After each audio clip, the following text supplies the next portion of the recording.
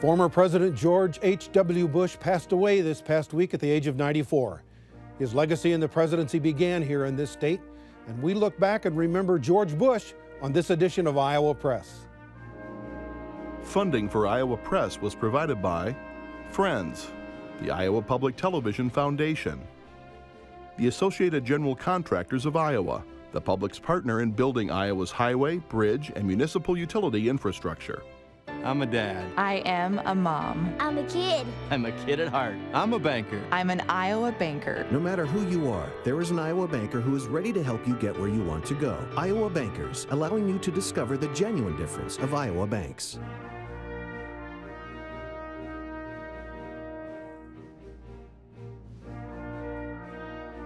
For decades, Iowa Press has brought you politicians and newsmakers from across Iowa and beyond. Now celebrating more than 40 years of broadcast excellence on statewide Iowa Public Television. This is the Friday, December 7 edition of Iowa Press. Here is David Yepsen. Nearly 40 years ago, George Herbert Walker Bush walked into Iowa with dreams of becoming President of the United States. As James Baker put it then, Bush was an asterisk in the polls ahead of the 1980 Iowa Caucuses. But Bush worked Iowa hard with heavy campaigning and won a caucus night victory that made him the main challenger to Ronald Reagan, eventually becoming Reagan's vice president and later served one term as president himself. His Iowa experiences left a lasting legacy here, and to talk about it, we're joined by a pair of Iowa Republicans who were there in the 1980s. Ralph Brown began working for the Bush campaign in the late 70s and is still a lawyer in Dallas Center. Mike Mahaffey was Iowa GOP chair in the late 1980s when Bush won the presidency and is today a lawyer in Montezuma. Mike, Ralph, good to have you with us. David, good to be here. Thanks for being here. Across the table, Erin Murphy is Des Moines Bureau Chief for Lee Enterprises, and Kay Henderson is News Director for Radio Iowa. Mr. Brown, Ralph, please tell us how you came to be part of the Bush campaign in the late 70s.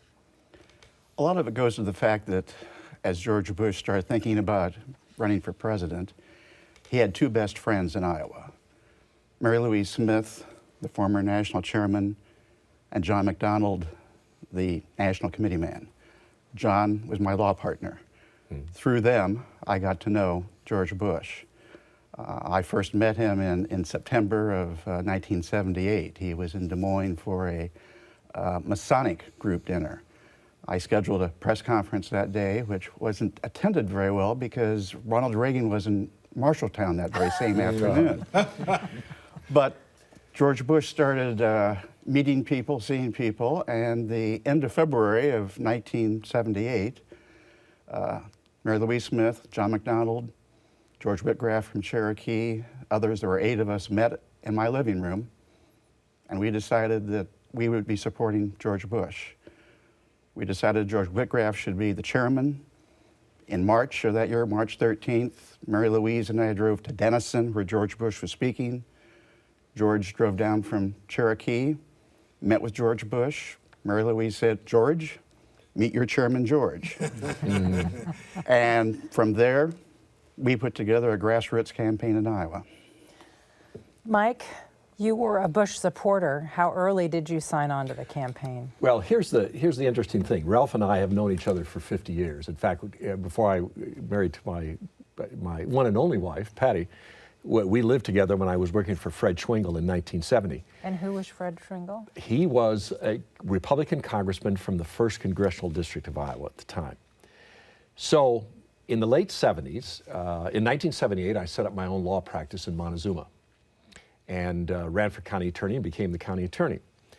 So in 1979 or maybe early 80, well, it would have been 79. You know, everybody's starting to look at who they're going to support for president the next time around. I was looking at different people, including Howard Baker. I get a call from my friend Ralph Brown, and Ralph says, "Mike, I have somebody I'd like you to meet, and somebody I'd like to have you support." Remember, in 1976, Jimmy Carter had given the blueprint about what you do in Iowa. You come early and you come often. And so Ralph was making hundreds of calls at that time to people all around the state, including lawyers, other people. And I said, sure, Ralph. And because of my friendship with Ralph Brown, I think even before I met George Bush, I said, sure, I'll be glad to support him. Sounds like a decent man. And so that it was truly a grassroots campaign. And it started with just a few people and then grew to thousands. So that's perfect. We wanted to talk about that first caucus campaign for George H.W. Bush. You mentioned, Mike, very similar to the way Jimmy Carter did it 4 years earlier. And that's essentially the template now, still to this day, to how to come to Iowa and be successful for most candidates. What was particularly worked well for George H.W. Bush? How was he so successful? He beat Ronald Reagan here in Iowa. Ralph, what worked for him? Starting in April of 1979, including the appearance on Iowa Press, we put together in April a 3-day schedule for George and Barbara Bush. George Bush had 18 events in 9 counties. Mrs. Bush had her own schedule of 7 events in 9 counties because she was with the ambassador on some of those events. And that weekend, before anybody else had started campaigning in Iowa, thousands of people saw George and Barbara Bush. Mike Mahaffey introduced Barbara Bush at a lunch in Grinnell that Friday. We did fundraising events for county party organizations. George Bush spoke in Mason City to the North Rotary District annual convention. There was a regional Republican fundraising event in Fort Dodge that he spoke at. Receptions in people's homes. Kind of helping the campaign, George Whitgraf was the Cherokee County Republican chairman. There was a fundraising breakfast in Cherokee. We ended that day with, in my home county, Dallas County, a fundraising event. So Well, I was just going to say, that was, and it still happens today, but back then there wasn't quite as much money involved and some other things. And I don't know, David, were you the one that said this, but they said running for president in Iowa is kind of like running for sheriff. And that's what you're doing. In each county, you are trying to get to know as many people as you can.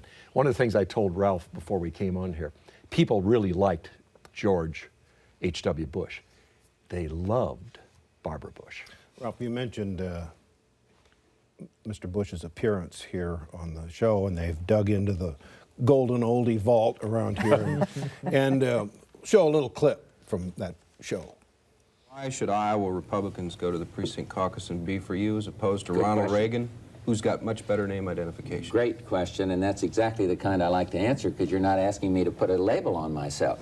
I've had fantastic, I think, experience in business, starting one, risking things, seeing successes and seeing some failures, but on balance being a success in business. I've been in the Congress, been on the Ways and Means Committee, the Tax Committee, combat veteran in war, Phi Beta Kappa graduate in economics at a time we're in trouble, practical experience in foreign affairs, practical experience in national security matters, and a party experience. You mentioned earlier party. I believe in a two-party system. I believe in the stability that we've got that comes from two parties. So I would simply emphasize experience and then conviction on individual issues. And besides that, I'm an idealist. All those things that you named, though. Mr. Mahaffey, I'm an idealist. Yeah. And mentions being Phi Beta Kappa. Here's the thing. I was thinking about this, and I didn't know that clip was going to be on, David, but the parties still made a bigger difference back then than they do now. I mean, one of the problems I think we have with modern day politics is that the parties aren't as strong as they used to be. He came up through the ranks in the party. He was a congressman. He served the party in many different respects. And in 1979, that was something to be proud of and something that could, the people that were committee people in Greene County and Dallas County and Poweshiek County could relate to. You know, I want to ask you both about the caucus count on caucus night in 1980. The early returns come in, Bush is ahead, then there's a computer crash or something. And we're all at the Fort Des Moines, I believe, and hotel, and no more numbers were coming in. Ralph, what happened? Their computer crashed. But what we did since then, before the 1988 campaign, many county newspapers published tables of the vote totals. We collected all those. Where we were missing, each county precinct reported their straw poll totals to the state party. The state party turned all those sheets over to the State Historical Library. We dug into the archives of the Historical Library, found those original sheets, and filled in the blanks. Okay, did Bush win? Absolutely. Because the Reagan people have been saying ever For since years. that it was a short Simply whistle. not true. That the rural Reagan counties had not reported. Which we basically tracked down all those missing precincts that didn't get reported before the computer crashed. And then you'll find on most election nights, once you got about 70% of the vote in, it's going to pretty much keep about the same rate. And that's what happened. Well, I'm glad we cleared up that little bit of After 40 years. Iowa history. Okay. Let's fast forward to the 1988 campaign. By then, Mike, you were chair of the Iowa Republican Party. Let's talk about the Cavalcade of the Stars. The Cavalcade of the Stars. Yes, the straw poll. The straw poll. What did that portend? Well, it made the Republican Party of Iowa a lot of money. Okay. I mean, let's be honest. I mean, we used to say, you know, oh, well, it was for different reasons, but that was part of it. You know, when you talk about people with a lot of experience in politics and political heavyweights, you look at the people that were running in that year. You had Ronald Reagan, you had Jack Kemp, you had George H.W. Bush. Not Reagan, excuse me, Bob Dole, Jack Kemp, George H.W. Bush, the governor of Delaware, Pierre DuPont. You had, I'm trying to remember who else was running that year, Ralph. What happened at the straw poll? What happened at the straw poll? Well, if I remember, Pat Robertson won the straw poll. Bob Dole was second, and the vice president was third. Yes. And that precipitated sort of a meeting, Ralph, where future President Bush sort of admitted that it was all on him, right? There were a lot of people who felt that George Bush may have won the Iowa Caucus in 1980 because he wasn't Ronald Reagan, and he lost in 1988 because he was Ronald Reagan. But a group of people got together with the vice president after that straw poll and talked about, you know, what needs to be done differently.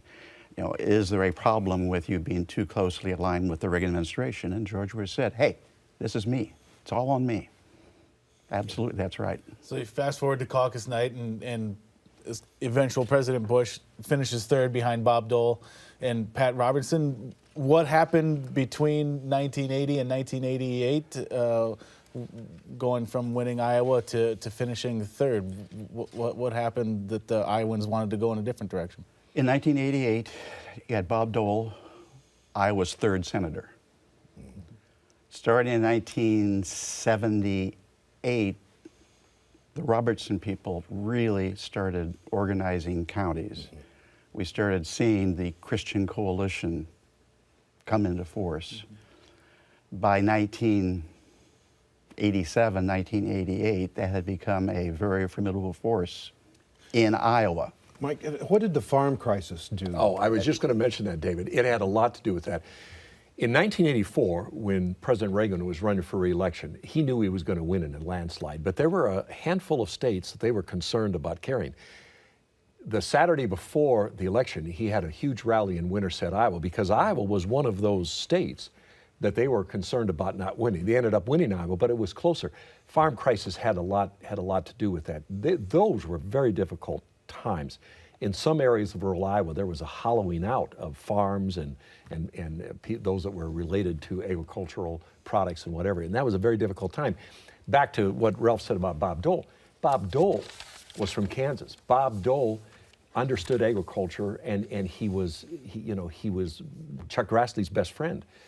He had a very fine organization here too, it was a difficult year for George H.W. Bush. So a combination of the farm crisis, the rise of evangelicals in the Republican Party. Iowa went from being pretty prosperous and good times in '80 to being in the depths in '84. This was one of Mondale's best states. Reagan carried the state. Right. One of Mondale's best ones at that. And if I remember, in 1980, wasn't Jesse Jackson running for president as a Democrat? And he had a lot of the populist support in the rural areas also. So then in the general election, this was one of the few states that went for Michael Dukakis. Was that still lingering, the farm crisis? I don't think there was any doubt about that. absolutely. Well, let's fast. Oh. And again, think that Michael Dukakis carried Iowa. Right. George Bush carried Illinois, California. Let's fast forward to 1992, the caucuses. Why wasn't there a count, Mike Mahaffey?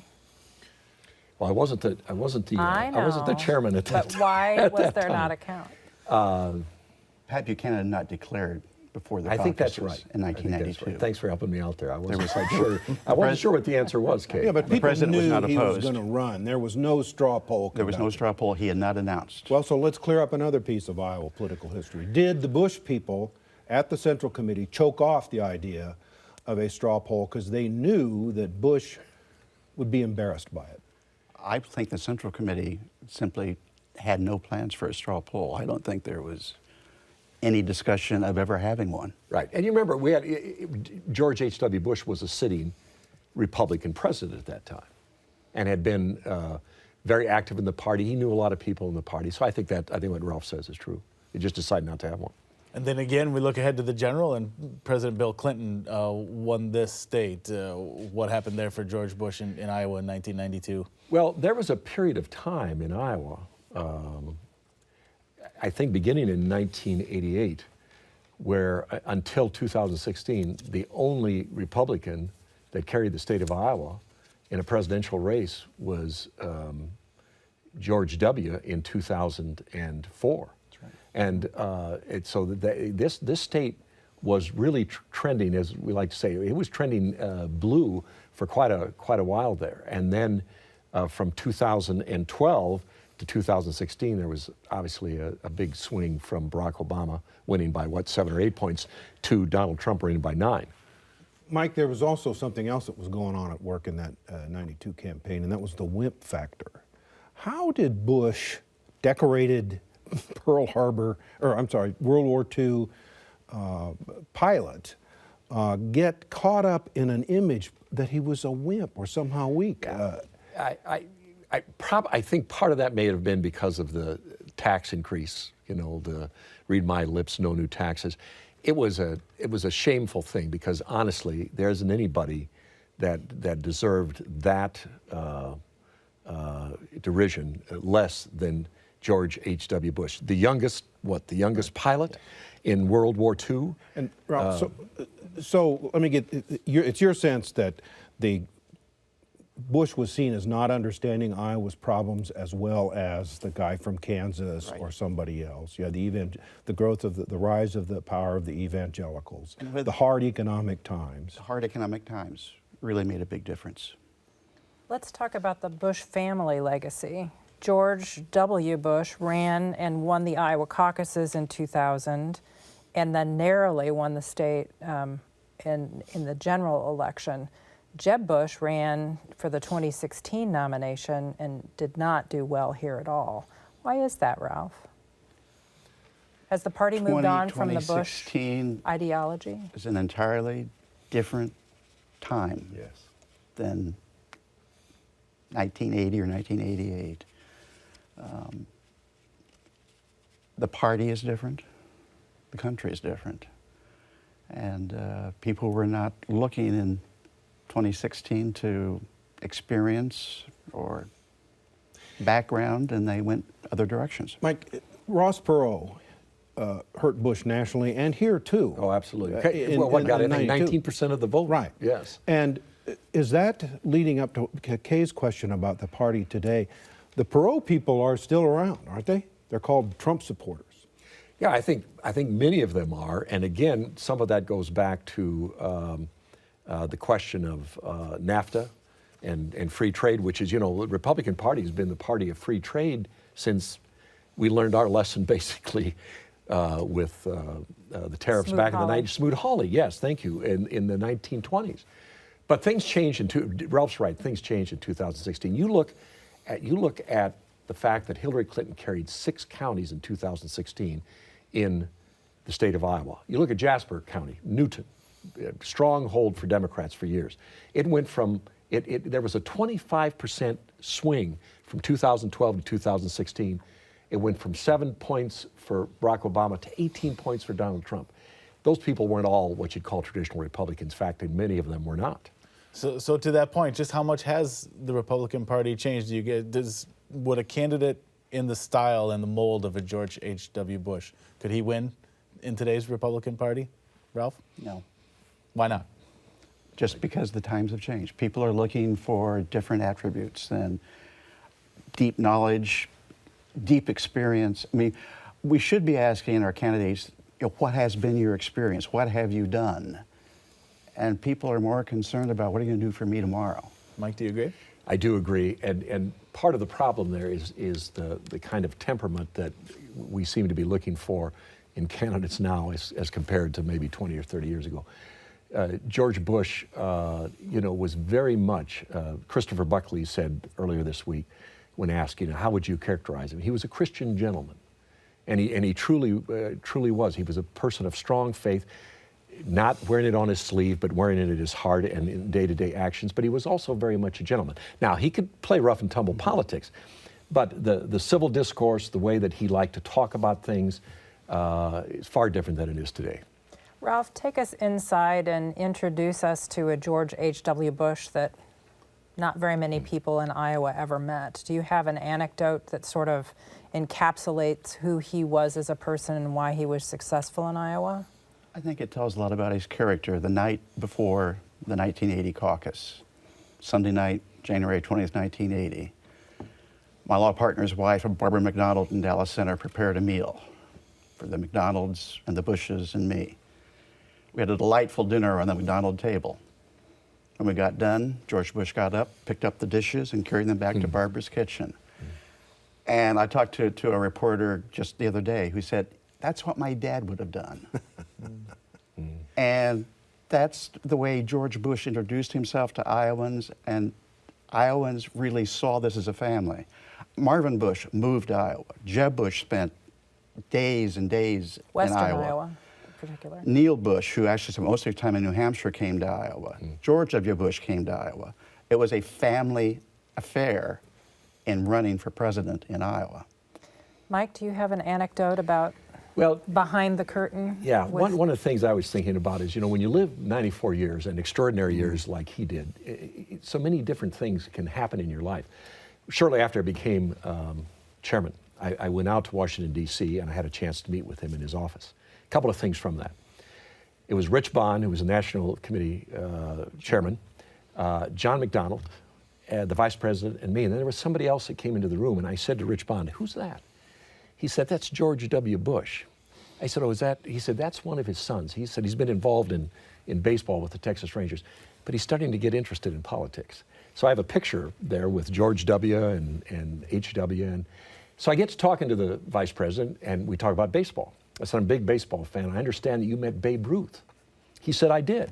I was playing baseball at Yale, and Babe Ruth was dying of cancer, and I got a chance to meet him. So then we get talking about baseball, and he whips out a couple of pictures. He says, do you have children? I said, yes. At that time, we just had 2. So he writes on one picture to Matthew and to the other to Mary Kathleen, and makes sure they're put into a nice folder and sent to me for my children that had to do with baseball. It was a lovely moment. And before we talked politics, we talked about baseball. Okay? Ralph, do you think that someone could take your notes about where you went and who you met with and replicate a caucus campaign in 2020? Things have changed too much, Kay. It's much more media-driven now. We did a little bit of television, but virtually none. It was grassroots, people-to-people contact, driving from town to town. And look back to the 2016 caucuses. It was television-driven. And we can't do it that way anymore. Mike, though, you did have Rick Santorum won, visited every county in the state. You had Mike Huckabee won, he visited every. Ted Cruz won because he visited every county in the state. But Ralph's right. There's a lot more money involved, a lot more television, and then you have the rise of certain factions within the Republican Party. I mean, not only the evangelicals, but some other that it's a party that is more. The party, there used to be more people in Congress, for example, that were center-left, center-right. You don't have very many people in Congress anymore that are center-left or center-right. You have more of a polarization, and that's something that's much different than it was years ago. Mike, we've got just a few seconds left. Put your forward-thinking hat on about 2020. What kind of shape is the Republican Party going to be in? Took a beating in these off-year elections. What's going to happen in Iowa in 2020? Well, Iowa is still a little different than the rest, than much the rest of the nation because of the demographics of Iowa. And so I would say that President Trump still has a decent chance of carrying Iowa. But we have some real problems in the suburbs and with college-educated people. And if we don't do something about that, particularly with women, 2020 could be another difficult year.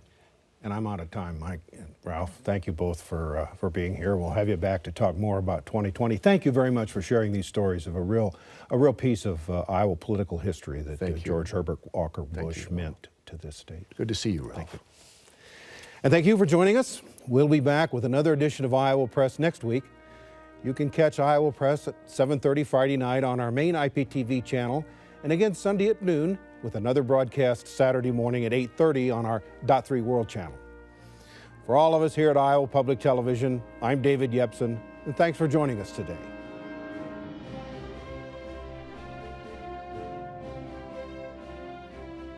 Funding for Iowa Press was provided by Friends, the Iowa Public Television Foundation, the Associated General Contractors of Iowa, the public's partner in building Iowa's highway, bridge, and municipal utility infrastructure. I'm a dad. I am a mom. I'm a kid. I'm a kid at heart. I'm a banker. I'm an Iowa banker. No matter who you are, there is an Iowa banker who is ready to help you get where you want to go. Iowa Bankers, allowing you to discover the genuine difference of Iowa banks.